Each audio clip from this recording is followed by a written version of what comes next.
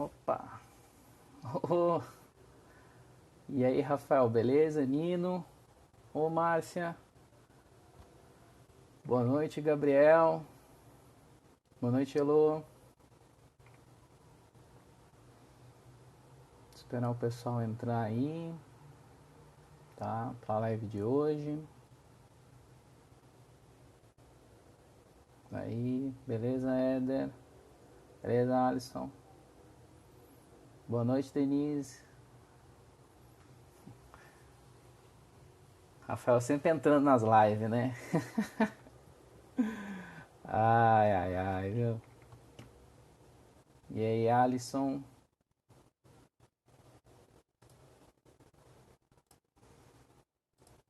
Bom, pessoal, vamos esperar mais um pouquinho o pessoal entrando.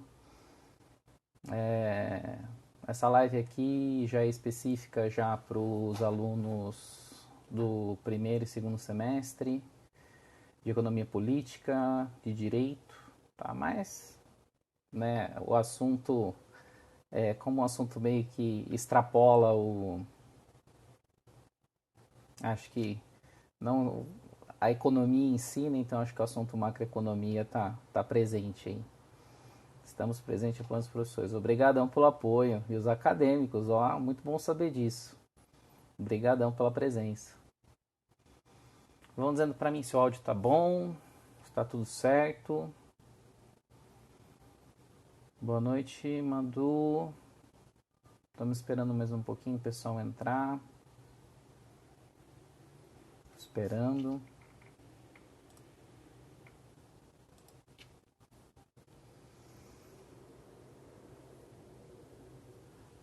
Pessoal, a live de hoje é mais para tirar dúvida. O que vocês têm dúvida da parte de macroeconomia, que eu acho que é a parte mais pesada do conteúdo, tá? Uma das partes mais densas, por assim dizer, tá? É uma das partes mais densas. Então, o que vocês tiverem dúvida, vão perguntando, porque é natural ter dúvida nessa parte de macroeconomia, tá?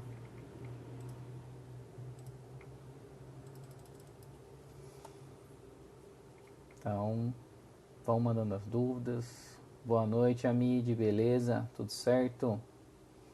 Manda as dúvidas aí, pessoal. Macroeconomia é importante, porque dá para fazer vários paralelos com a realidade que a gente está vivendo, viu? Várias, várias. Vou até pegar um negócio aqui. Pera aí. Desculpa. Vou pegar o... Ô, Kátia, boa noite. Vou pegar aqui o manualzão aqui de macro. O pessoal que às vezes mata, né? A gente, porque a gente fala, né, que o Manual de Macro é um livro escrito em 36 e até hoje ninguém fez melhor que ele, né? E o pessoal fica meio bravo, né? Quando o meu orientador que falava isso, né? Que esse livro aqui é o melhor livro de macroeconomia que existe e não vai ter outro melhor, né? Não dentro desse sistema, tá? Os marxistas meio que reclamam disso, mas fazer o quê, né? Cada um puxa a sardinha pro seu lado. Vamos esperar mais um pouquinho aí, que o pessoal vai entrando. Beleza? Vou mandando dúvidas, pessoal, porque né, o assunto de hoje. E aí, Rogério? Nossa, Rogério, quanto tempo? Como é que estão as coisas no Carmo aí, em Santos? Beleza? Como assunto, a gente está passando hoje por um dos eventos mais icônicos, né, acho que da nossa geração. Né, eu acho que um momento tão parecido ou pior do que o vivido em 1929, tá, pessoal? Então, tem vários paralelos que a gente pode fazer, tem várias coisas parecidas e situações que não são muito parecidas, né? São totalmente discrepantes, tá? Então, dá para fazer alguns links bem legais para a gente entender a ação de hoje baseada no conteúdo da disciplina, tá? Então, se vocês também tiverem dúvida com relação ao material anterior, né? Pergunta aí, pessoal. Vai perguntando, esperar mais um pouquinho aí, o pessoal entrar na live. não perguntando, porque tem, dá para fazer muita coisa com esse conteúdo aqui, viu, pessoal? Vocês viram o Google Classroom? Google Classroom, eu atualizei as atividades, tá? Para todos vocês. Então, lá o que eu coloquei, né? Eu simplesmente eu coloquei a mesma atividade que estava nos documentos, eu coloquei como parte do Google Classroom, tá? Com data e nota, né, que eu vou cobrar dos alunos.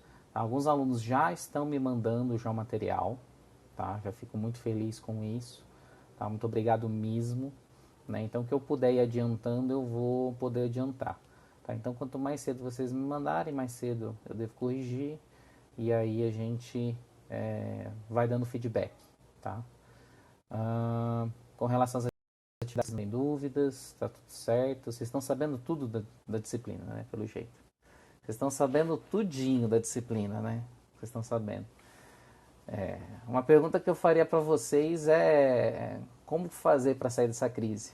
Já que vocês estão sabendo tudinho de macroeconomia, gostaria muito de saber qual é a opinião de vocês sobre como sair dessa crise. Esperar mais um tempinho aí, pessoal entrando. Né? Lembrando, tá? Se tiver aqui o aluno do diurno, tá? Segunda-feira e também do noturno, né? Se vocês tiverem tempo, tá? Segunda-feira, 9h30 da manhã, estarei fazendo uma live para o pessoal do diurno, tá? Se vocês tiverem alguma dúvida, alguma coisa, manda um feedback que a gente conversa, beleza? Então, segunda-feira a gente vai estar fazendo um bate-papo com vocês aqui. Com relação à disciplina, às aulas, no meu canal, no YouTube, tá, pessoal? Professor Matheus Fonseca, Matheus sem H. Entrem lá, já tem 3 vídeos falando sobre os conceitos introdutórios de economia, aquelas primeiras aulas que a gente teve, tá, juntos. E agora eu estou terminando de gravar as aulas ainda dessa segunda parte. Vai ter mais 3 vídeos falando sobre análise macro, tá? Então assiste lá, são vídeos curtinhos, de 15 a 20 minutos, né? 21 minutos. Então estou tentando manter essa média, tá? O primeiro vídeo deu uma desincronizada, mas vai assim mesmo. Tá? Os outros eu acho que estão mais bonitinhos, beleza? Então, mandem suas dúvidas, né? Sair da crise sob qual ponto de vista você quer dizer? Ué, como é que faz para sair dessa crise, velho? Se vocês leram, né, um pouquinho do conteúdo, né, o que deveria ser feito, dado todo o histórico macroeconômico, né, que vocês devem ter lido, né, procurado pelo menos saber, né, a origem da macroeconomia ela se dá com Keynes, né, com a escrita desse livro aqui, né, Teoria Geral do Emprego, do Juro e da Moeda, tá? E ele escreve esse livro pensando na crise do capitalismo que a economia mundial estava passando, tá?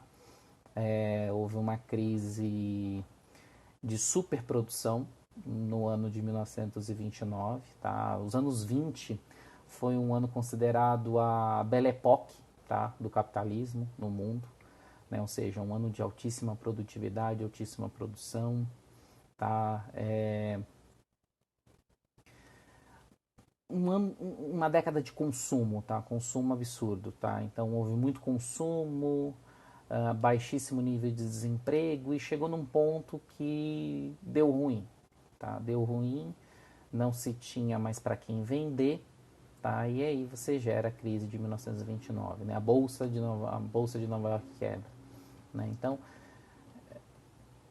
essa crise que nós estamos passando hoje tem semelhanças com a crise que a gente viveu em 1929, né? Queda brutal do nível de produção.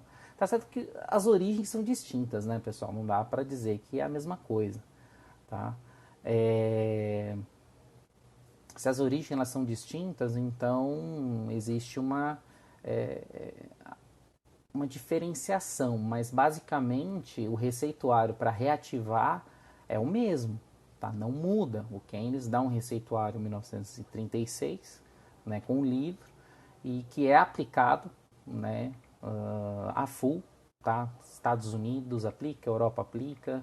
Entramos em Segunda Guerra, depois disso faz plano de reconstrução, o Estado intervém. Então, é mais ou menos isso, tá? E nos dias de hoje, se você pegar assim os planos que os governos estão fazendo, tá? Todos os governos, né, estão fazendo políticas de gasto, assim, gasto governamental. Estão gastando, tá? Estados Unidos está imprimindo dinheiro como se não houvesse um amanhã, para vocês terem ideia, tá? Às vezes os números falam, né? Às vezes a gente não tem noção, né, do que significa, né? Pessoal, esse dólar a 5 e alguma coisa, 4 e alguma coisa, tá? Se vocês pegarem aí o PIB brasileiro, 7,6, acho que o último foi 7,7, 7,6 trilhões de reais, tá? Se você pegar e se transformar em dólares, pessoal, dá mais ou menos o pacote fiscal que os Estados Unidos está fazendo, tá? O primeiro pacote fiscal, 2 trilhões de dólares. Tá? Então imagina assim, o governo norte-americano está emitindo o PIB brasileiro em moeda. Tá? Deixa eu ver, Alisson, você acredita que a solução seria cortar o dinheiro destinado aos três poderes, e se sim? Não, Alisson, não é para cortar de ninguém. Eu acho que esse é que é o problema. A gente está condicionado a achar que a economia de um país é igual a economia de uma doméstica, tá? Né? Em que sentido? Ela tem que analisar o quanto que ela ganha para ver o quanto que ela gasta, tá? Só que tem uma diferença, né? Uma pessoa, uma doméstica, né? Eu tô dizendo isso economia doméstica porque é o exemplo que todo mundo dá, tá? Não é pejorativo, poderia ser metalúrgico, tá? Não é pejorativo, né? Não é isso. Olá, Vânia, beleza? Olá, Braulio, beleza? A diferença é que nós, trabalhadores normais, não emitimos a nossa própria moeda. Tá? O Estado emite. Eu acho que essa é a grande diferença. Tá? Se o Estado emite sua própria moeda, ele não precisa cortar de ninguém. Tá? Ele simplesmente emite moeda e joga na economia. Tem diversas formas para fazer isso. Tá? Você não precisa cortar. É essa mentalidade que a gente tem que ter. Né? Todos os países, vejam bem, todos os países, nenhum deles está falando em corte no momento. Tá? Por quê? Leram isso aqui. Tá? Eles leram esse livrinho aqui, que significa dizer o seguinte: olha, eu não preciso cortar gasto, eu simplesmente posso emitir, eu não preciso tirar. Obrigado, Vânia, abração pra ti, viu? Boa aula pra você também. Não sei se você tem aula agora à noite. Se tiver, boa live pra você aí. Se não, assiste nós aí. Batendo um bate-papo sobre macroeconomia, né? É assunto de aula, mas também é assunto atual. Tá? O governo não precisa cortar gasto nessa altura do campeonato, muito pelo contrário, ele tem que aumentar o seu gasto. Então, o certo seria ele aumentar o salário de todo mundo, independente de quem seja. Tá? Pagar o empresário, pagar as famílias, sabe? Jogar dinheiro na economia, por quê? Porque qual que é a expectativa que você tem? Tá? Acho que todos vocês que estão assistindo aqui a live, vocês estão esbanjando dinheiro? Vocês estão indo no supermercado, agindo como se fosse normalmente, como se a vida tivesse normal, né? Aquela coisa assim, no limite. Vocês falam assim para mim, não, tá tudo normal, né? Para mim a vida não mudou. É essa a sensação que vocês têm ou não? A sensação que vocês têm é uma sensação um pouco mais pessimista, do tipo, ferrou, eu não sei do que vai ser amanhã, tá? Eu não sei o que vai ser amanhã. Eu não sei se eu vou ter emprego, eu não sei se eu vou ter dinheiro, eu não sei o que eu vou comer, eu não sei o que eu vou consumir. Tem que voltar ao trabalho logo, as contas estão chegando. É essa a sensação que vocês têm? Isso é uma sensação geral, pessoal. Se é essa a sensação que vocês têm, não se preocupe, é uma sensação que o planeta inteiro está sentindo. Tá? Por quê? As expectativas nossas, de todos, são as piores possíveis. Porque a gente não sabe o dia de amanhã. A gente não sabe... Ah, obrigado, Alisson, a segunda opção.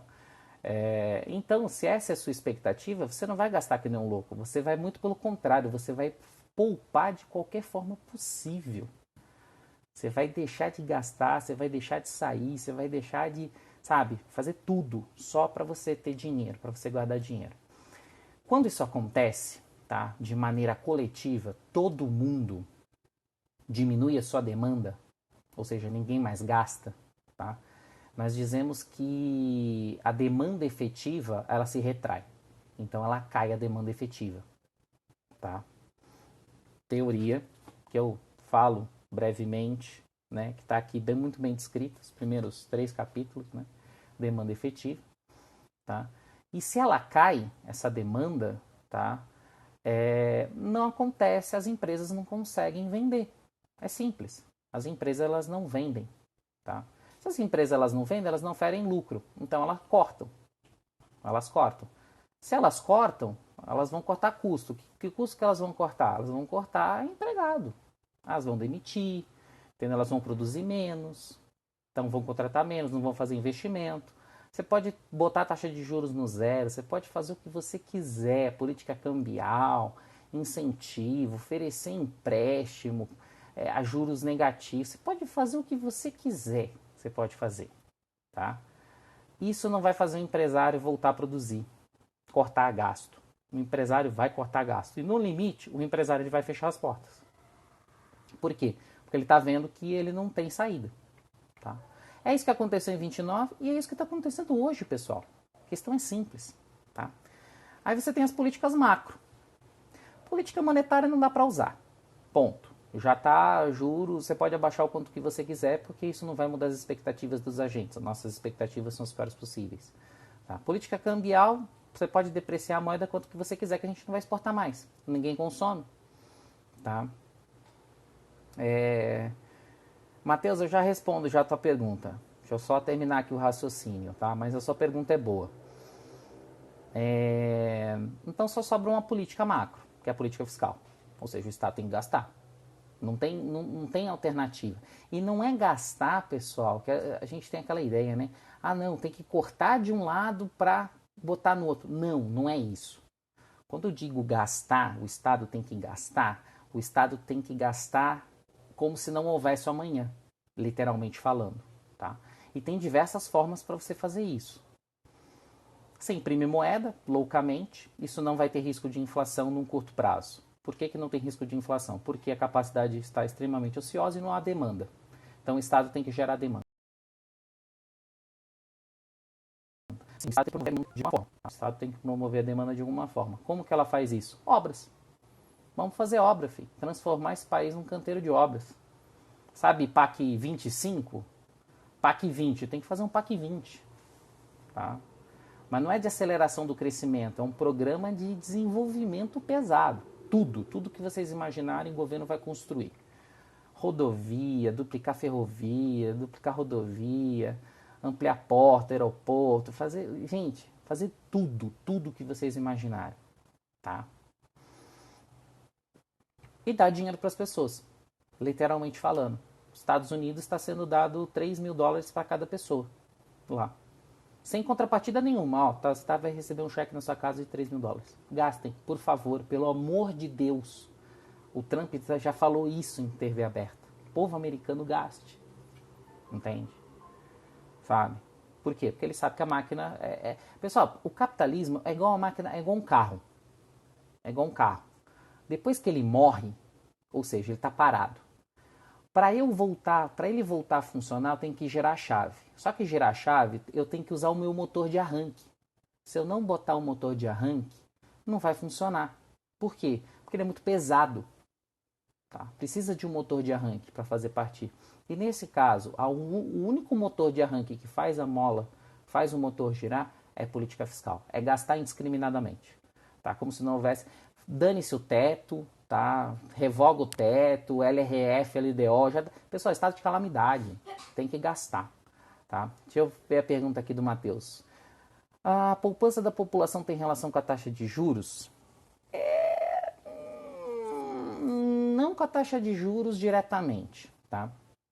Quando você pega o livro aqui do Keynes, ele fala que, e até os livros de manual de macroeconomia, a única coisa é o ponto de vista, tá? Existe uma tautologia. O que significa? O que é isso? Tautologia. É uma igualdade, mas que eu não posso dizer que são iguais. Como é que eu posso dizer? Eles são identidades, tá?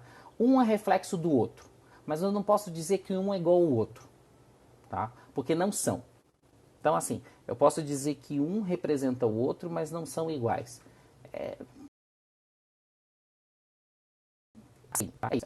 É poupança igual investimento, tá? O Keynes chega nessa brilhante conclusão.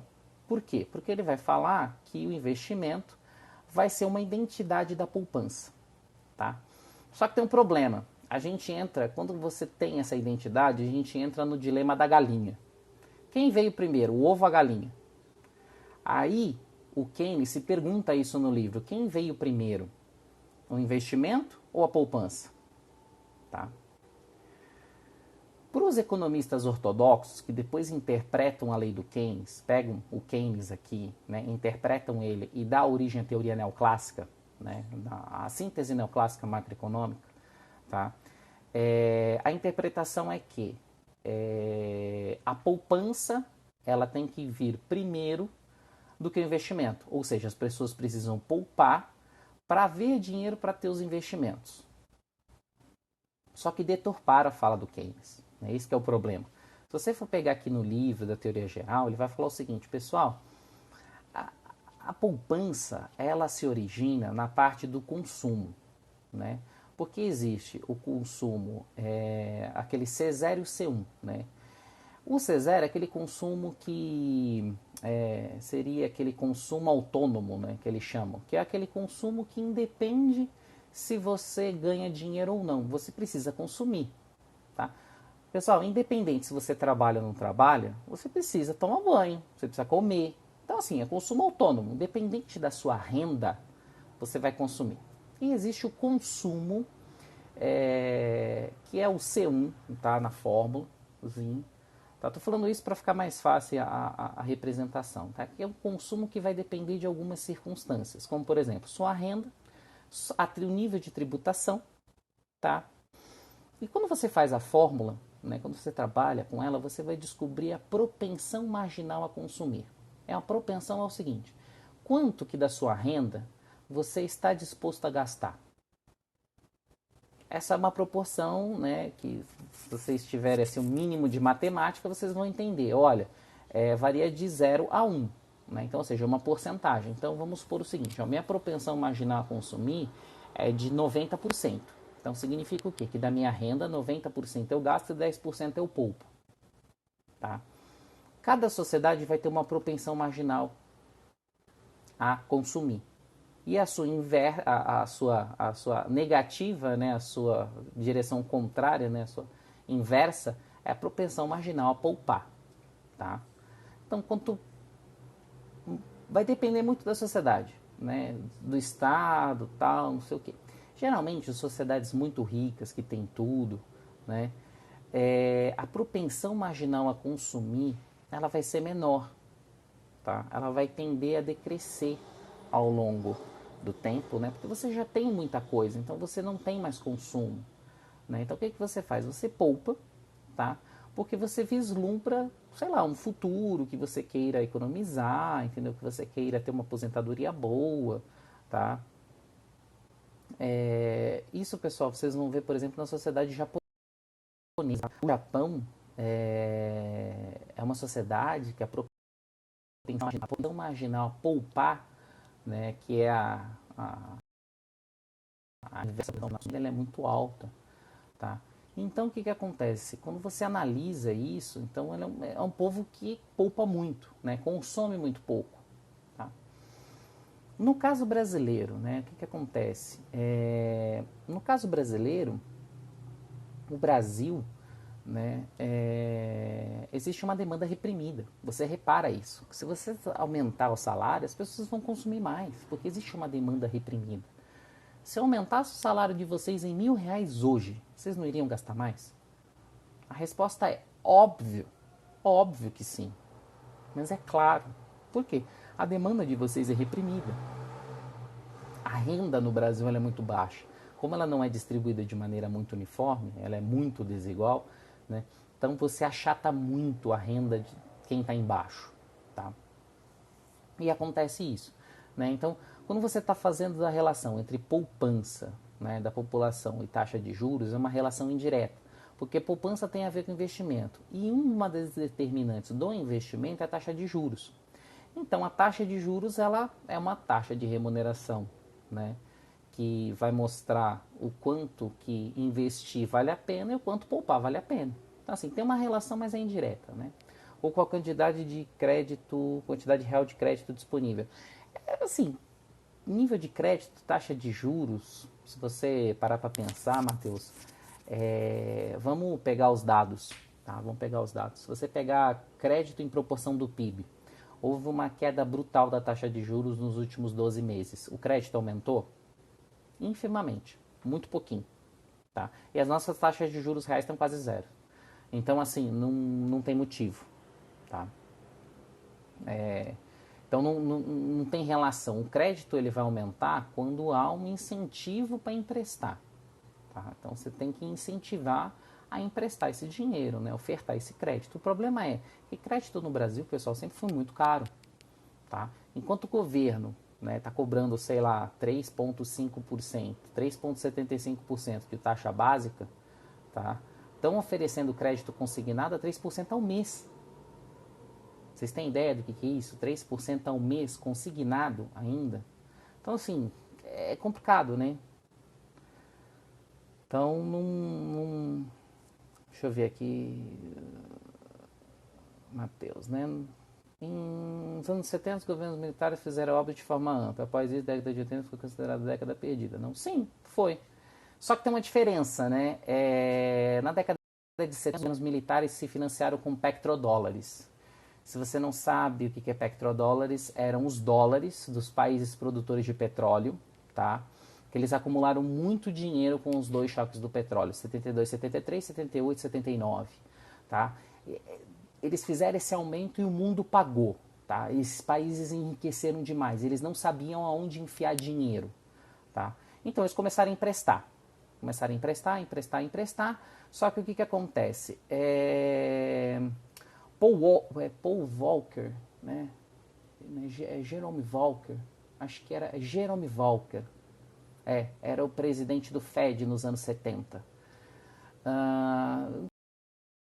Só guardar nomes assim de presidente do Fed de outros países perdoai o tio aqui, né? Vamos dar uma licença poética. Esse cara aumentou assustadoramente as taxas de juros por causa dos militares nos Estados Unidos, tá? Porque os Estados Unidos estavam passando por um período de estagflação absurda no final dos anos 70 e estouraram a taxa de juros lá. Isso fez com que todos os empréstimos em petrodólares explodisse. E o Brasil estava endividado em moeda que ele não conseguia emitir, né? Que é petrodólar. Então,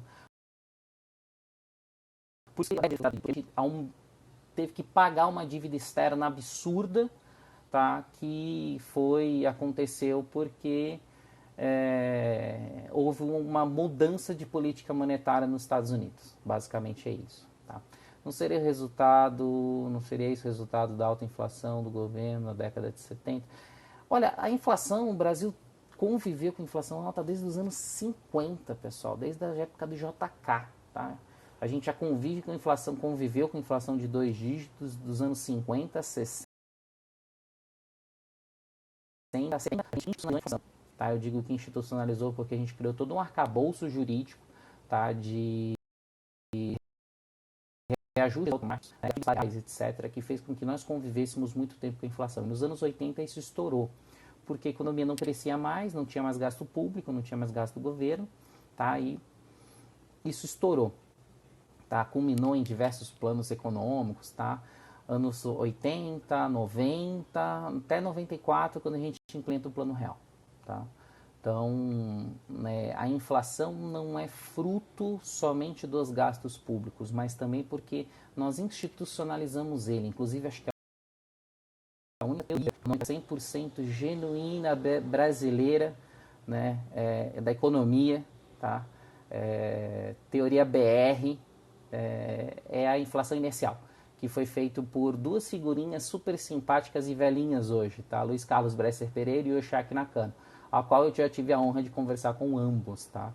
Os dois são, assim, cara, crânios, os dois, tá? Os dois são professores da Fundação Getúlio Vargas, tá?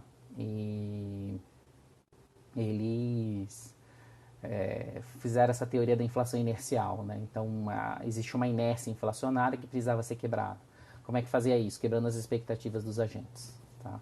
É o que o 94 Plano Real faz. O Plano Real quebra toda essa cadeia de expectativa, faz todo uma mudança. Deixa eu ver aqui, Matheus. Se eu poderia explicar o que significa o dólar no século passado ser lastreado em ouro, o famoso padrão ouro. Tá. Vamos lá. Até meados, até a Primeira Guerra Mundial, pessoal, existia um negócio chamado padrão ouro, ou seja, toda moeda teria que ser lastreada em ouro, ou seja, todos os países emitiam moeda baseada em reservas metálicas, tá? Ou seja, para cada real emitido, para cada dólar emitido, precisava ter uma quantidade em reserva de ouro no país, tá? Isso vigorou até 1914, tá? Por quê? 1914 a 18, como vocês sabem, teve um episódiozinho assim um pouco chato na Europa chamado Primeira Guerra Mundial, tá? Que fez com que parasse as principais economias. E depois disso, nos Estados Unidos estourou um negócio chamado gripe espanhola, tá? Que parou os Estados Unidos por 2 anos praticamente. Né? E na Europa também matou pra caramba, matou 50 milhões de pessoas em 2 anos, tá? Inclusive, eu tava vendo um negócio super interessante, pessoal. Cada 100 anos tem uma epidemia que mata uma galera, tá? E a gente tá em 2020. E a gripe espanhola foi em 1920. Então, né? Tem alguma relação aí. E aí, o que acontece? Ficou suspenso, tá? Alguns países, depois da Primeira Guerra e desse episódio de gripe espanhola, voltam ao padrão ouro. A Inglaterra é um deles. O Keynes é um dos maiores críticos desse padrão ouro, que ele fala que é ridículo isso, porque isso engessa a política monetária, tá? Oi, Bianca, beleza? Isso engessa demais a política monetária e faz com que não haja gasto público, né? Porque o governo não poderia se endividar, dado a quantidade de ouro. Tá? E isso dura alguns países, balança até a Segunda Guerra. Na Segunda Guerra, suspende o padrão ouro de novo, tem guerra tal. Aí, em 1943, tá, se reúne num resort maravilhoso nos Estados Unidos, chamado Bretton Woods. Tá? É um resort dos Estados Unidos, que se reúne os principais líderes do planeta. Tá? Leia-se, né? Franklin Delano Roosevelt, presidente dos Estados Unidos, Winston Churchill, primeiro-ministro da Inglaterra, Joseph Stalin viajou os Estados Unidos em 43 para essa reunião. Tá? Tem uma foto emblemática, procurem essa foto de 1943 em Bretton Woods, que sai o Tratado de Bretton Woods. Tá? Nele ficou acordado alguns acordos, tá? Do que seria o mundo pós-guerra. Tá? E nesse pós-guerra, né, porque assim, em 43 o Hitler morre, tá? A Segunda Guerra, teoricamente, está vencida na Europa. Só que os Estados Unidos ainda está em guerra com o Japão no Pacífico, que perdura até 45, quando os Estados Unidos resolve aumentar o calibre da bala e joga 2 bombas nucleares em Hiroshima e Nagasaki, né? Uma de urânio e outra de plutônio, né? Ótimos testes nucleares, diga-se de passagem, porque a rendição foi incondicional, ou seja, tipo, eu me rendo e você pode fazer comigo o que você quiser. O imperador japonês falou isso, tá? Pois bem, então em 43 ficou delineado esse pacto do que seria Bretton Woods. Tá? Bretton Woods vai determinar o padrão monetário mundial. Tá? Até então existia o padrão ouro, tá? Era o que? Todos os países emitiam sua moeda conforme as suas reservas de ouro. Então a busca pelo ouro era incessante. Tá? Só que isso fez com que houvesse 2 guerras mundiais, pessoal. Tá? A Primeira Guerra basicamente motivo na Europa de briga de economia, né, disputas econômicas, tá? Principalmente porque estava se querendo fazer, né, ferrovias, modificações, e a Segunda Guerra a mesma coisa. Tá? Como ferrar a Alemanha resolveu vingar. Tá? O Hitler queria fazer uma rodovia, uma ferrovia, né, Berlim-Bagdá, para trazer petróleo de Bagdá até Berlim, passando por todos os territórios e foda-se o resto. Tá? Então, era esse o quadro, tá, pessoal? E os países começaram, né, sempre a depreciar sua moeda, né, porque você isso empobrecia o próximo, né, o outro, né, o vizinho. Né? Então, quando os países entraram em guerra cambial, deu esse prococó todo, tá? E aí se encerrou o padrão ouro. Por quê? Porque o padrão ouro é um padrão que estimulava muito a disputa econômica. E aí se institui o padrão ouro-dólar, né? Ou seja, todos os países abandonam o padrão ouro, todos abandonaram, tá? O padrão ouro, e se adota o padrão ouro-dólar, ou seja, o dólar é moeda de conversão internacional, foi o Tratado de Bretton Woods, eles acertaram isso, o dólar seria moeda de conversão internacional, e os Estados Unidos manteria suas reservas em ouro, ou seja, todo o dólar seria garantido com uma quantidade de ouro junto ao Banco Central. Então, se você quisesse, em teoria, pegar seus dólares e ir até o Banco Central norte-americano e trocar por ouro, você conseguiria. Tá? E todas as outras moedas seriam lastreadas em dólar. Então, seria isso o padrão ouro-dólar. Só que isso vai até 76. Em 1976, os Estados Unidos precisa financiar algumas coisinhas. Primeiro, 2 choques do petróleo e segundo, guerra do Vietnã. Tá? Os Estados Unidos precisavam emitir desesperadamente moeda para pagar suas guerras, né? Pagar suas empresas, né? Tipo, fazer a economia girar. Tá? E lastreado em ouro ele não conseguiria. Então ele abandona o padrão ouro, tá? O padrão ouro-dólar, tá? E a moeda se torna totalmente fiduciária. Significa o quê? Uma moeda a crédito. Por que, que você acredita no real? Por que, que você acredita no dólar? Por que, que você acredita no euro? É simplesmente por força de Constituição. Tá? Ou seja, é por força constitucional. É a Constituição brasileira que garante o real. É a Constituição norte-americana que garante o dólar. Né? Aquela coisa, o Estado sou eu. E é isso aí. Tá? Então você confia, por quê? Porque existe uma lei que diz que lá que você tem que confiar. Beleza? Isso explica então a força do dólar no mercado.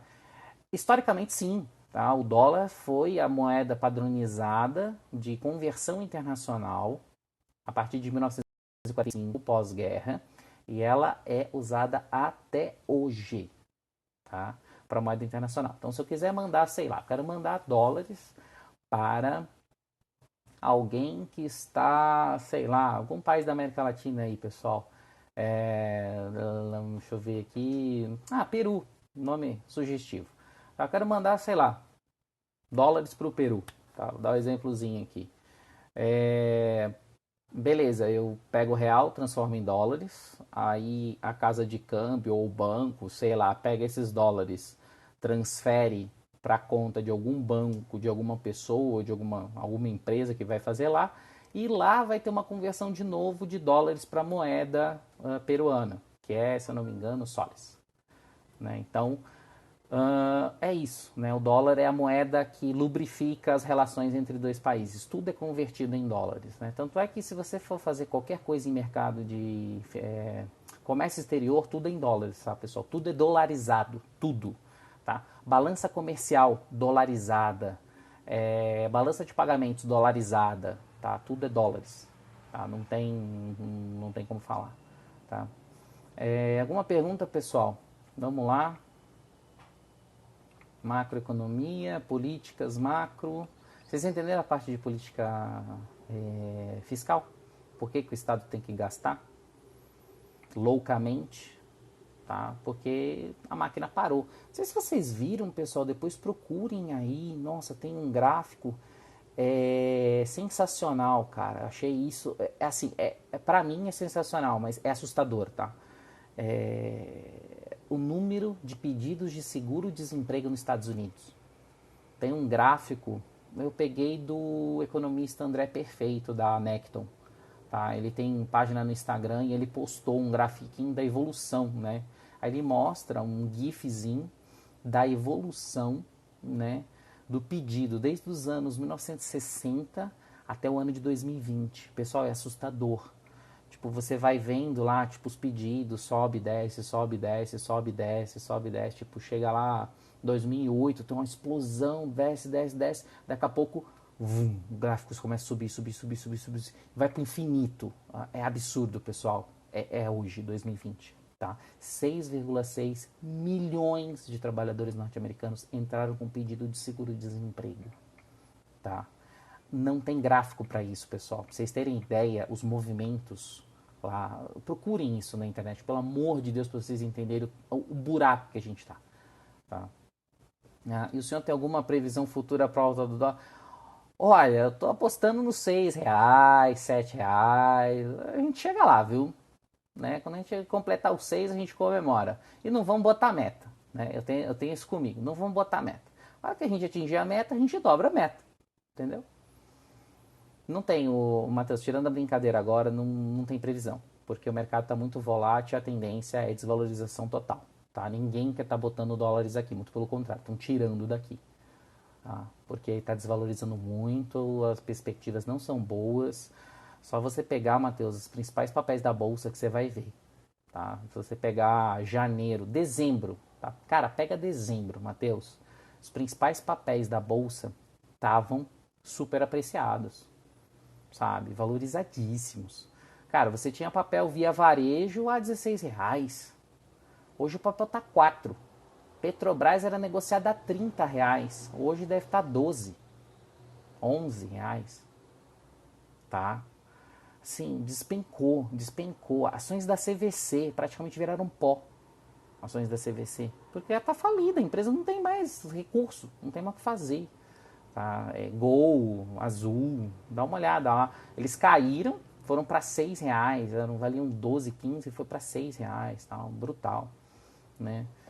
Compensa então comprar dólar agora? Então, Matheus, agora não. Agora já tá subindo, né? Tipo assim, eu não sei. Geralmente você tem que comprar no fundo, bicho. Você tinha que ter comprado antes da crise. Você tinha que ter comprado ali antes do carnaval. Porque antes do carnaval tava bom para comprar. Tá? Agora já perdeu o bonde, entendeu? Agora já tá muito alto o dólar. Pode ser